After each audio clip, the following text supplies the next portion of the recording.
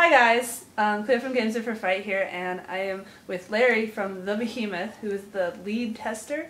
Oh does yeah. Does that mean you have like a whole bunch of people underneath you? And you I don't have a whole bunch. Boss them around. Yeah, but I totally get to boss them around. It's pretty sweet. Awesome. And it's not Behemoth Games, it's the Behemoth. Yeah, the right? Behemoth. I always want to say the Behemoth Games. I don't know why. So, I guess first question: how did you get involved in the Behemoth? There I go. I wanted to say the Behemoth Games. How did you get involved in the Behemoth? So I was actually working at Midway, the guys who made Mortal Kombat, Cruising USA, those type of titles. And they were going bankrupt, and during the time of their bankruptcy, we were playing during our downtime, we were playing some Xbox Live arcade games. I happened to play Castle Crashers, and I was like, whoa, this game is really good. Like, it was an unexpected treat. And then when I was looking for a job, they happened to be hiring. And I was like, well, might as well. So I applied to them. They saw my experience. I was what they needed in the company, and so they hired me on. And I've been with them going on 3 years now. Nice. Yeah, yeah. What really was the experience that you had that they liked? I've worked for 2K Games. That was my first company. I worked for them for about 3 years. And while I was there, I learned to do first-party compliance. It's basically the testing that involves making sure you follow all the rules of Microsoft and Sony and all that before you release on their consoles. So I learned a lot there. And then at Midway, I furthered my experience in that and got more experience working with developers, producers, just keeping titles on track and such. And then when I came to the Behemoth, they didn't really have compliance tester, like someone who was familiar with that area of just testing and QA, and so I was like, well, I'll make a perfect fit because I have tons of experience on all the consoles, and that happened to work out pretty well because Behemoth has been expanding, as y'all have seen over the past couple of years, like with Castle Crashers PS3.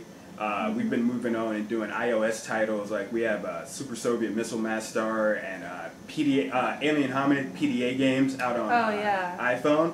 So it's really nice to be able to assist them with projects like that. That's really cool. Yeah. So what exactly is the difference between the lead tester and the normal tester? Not too much, because like all my guys that I work with are highly experienced, and I like that. The only difference that comes from being a lead is that where everybody else is kind of just testing and finding the bugs and following the test cases and all that good stuff, maybe creating test cases too. I'm more in charge of funneling the direction of all the work. Like I also test, but like you're like a project lead. Yeah, almost. Like I mainly just coordinate all the testing. So I figure out how much time we're going to dedicate to an issue. I determine what to prioritize an issue. Like, okay, we need to address this issue quickly, or yeah, we can put this one on the back burner for later. This is my phone. Sorry. Oh, sorry. Yeah, and I also make sure that like everything stays on track. Like we don't get too caught up in minor issues when we could be working on something. Right, when you have a game-breaking bug that needs to be ironed out. And, that's an important distinction that some companies should pay more attention to. And Status returns. Oh man, yeah. Another great part about the Behemoth is that we also wear a lot of hats.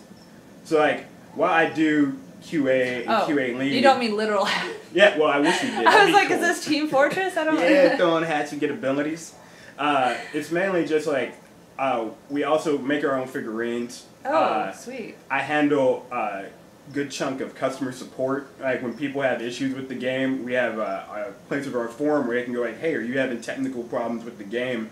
Tell us your problem, and then we actually get on there and research each issue and answer each individual question. You don't just go, thanks for your concern, trash. Yeah. Which some companies seem to do. Oh yeah. And so that's cool. We go to trade shows.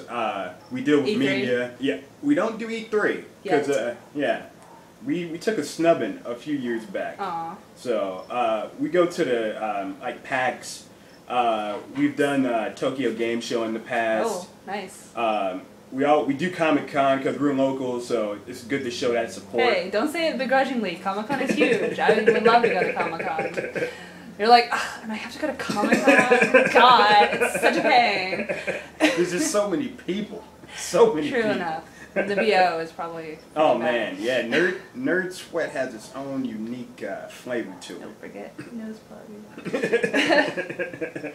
So, I guess this is a lame question, but what's an average workday like as a lead tester? Like, you get in the office and... So I get in the office, grab my morning cup of coffee and some oatmeal just to get everything going. Then I normally look over my emails. Typically, I'll go off on Monday because on Monday's when I get most of my work done. I'll go in. By Friday, you're just like, whatever. It's like I just want the weekend here. Just end already. Okay. But I'll go on Monday. I'll get situated at work. Look over emails. Check out anything pending from last week, like tests we need to run. Like, okay, we need to start a multiplayer sweep this week. Mm-hmm. And then after I check that, I'll formulate my test plan for the week.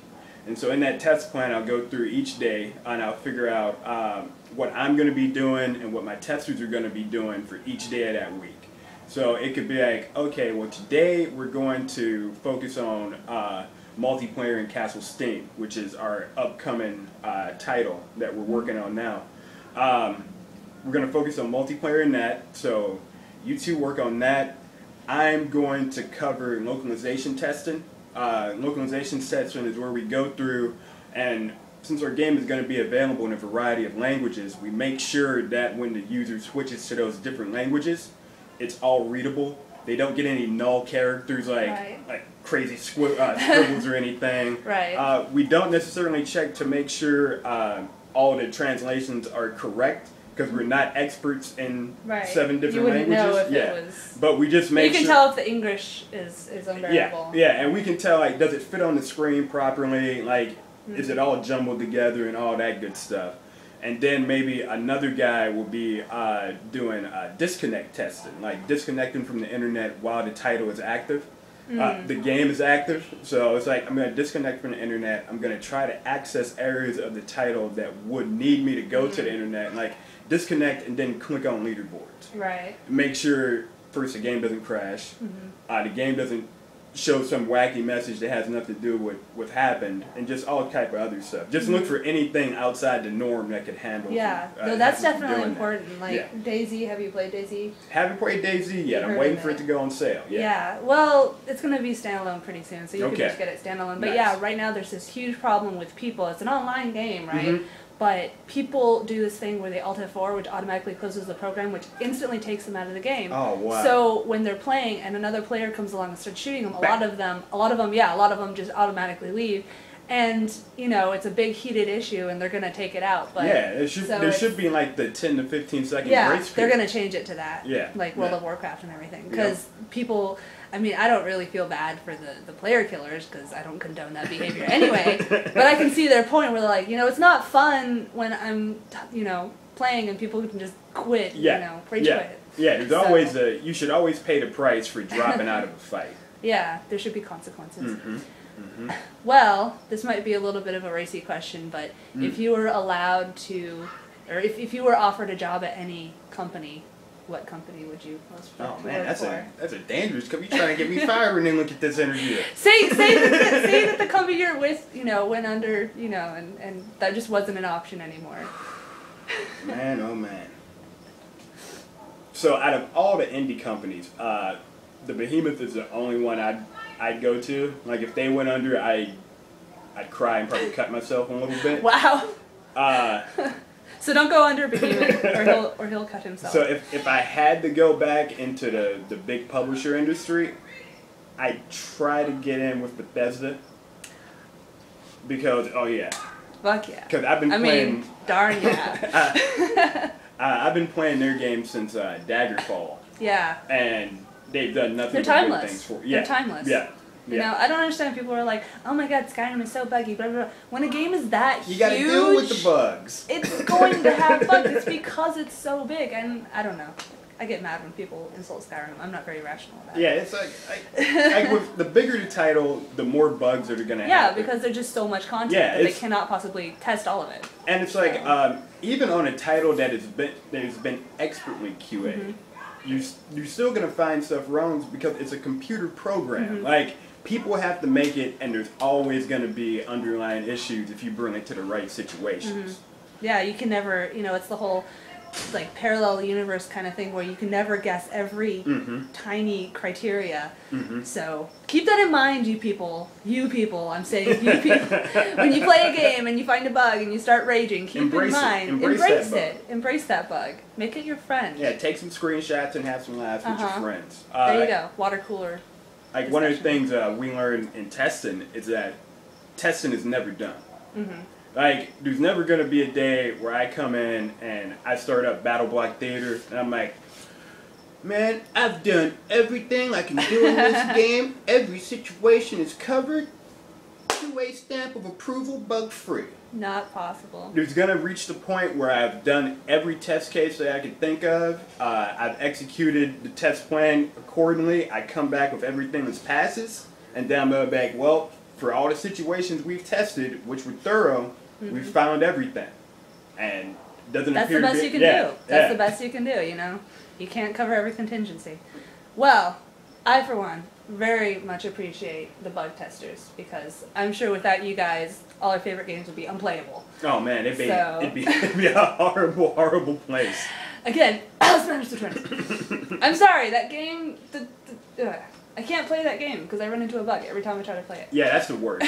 That's really the worst, because I try to have patience with games and bugs, because I've seen so many. I've seen so many bugs the whole time I've been working. I understand, like, collision issues don't normally bug me. Clipping issues, I'm never going to complain about. The only time I get upset is when you can't complete the game. The worst bug I've had recently was in Fallout New Vegas before they brought in all the new patches of it. The really broken ass version they really. Oh yeah, I lost 7 hours of gameplay because quick saves weren't working on PC. And so it's like I've been quick saving my way through. See, that's why I like, especially with Oblivion type games, I always quick save after every like quest or whatever, so you have something to go back to. Yeah. But yeah. And it's like I thought I was good. They were registering. I wake up the next day. I'm like, yeah, I'm gonna get back in the wasteland. And I get in. What's this? I'm level 2. It was weird because it took me a while. I'm like, I swear to God, I just did all this. And then finally I hit something that I just instantly recognized. I'm like, oh no. It didn't save. Oh no. Did you quit the game? Well, I tested it first to see what was happening. I'm like, is it just quick saves? Is it also auto saves? Is it also regular saves? And when I saw it was just quick saves, I moved to just regular saving frequently. It didn't make me quit because there's something about rolling around the wasteland, busting cabs into bandits and vats that you can't stop me from doing. Yeah. After I bust some stems and take some mentats, you know, you can't beat that. So. Okay, well thank you very much. Now I want to go around and show off some of your awesome gaming stuff, because this apartment is just rife with amazing gaming memorabilia and I'm totally jealous. So I may go a couple of times. It's okay, you know, it's what I try to do. So let's go explore his apartment. Yeah.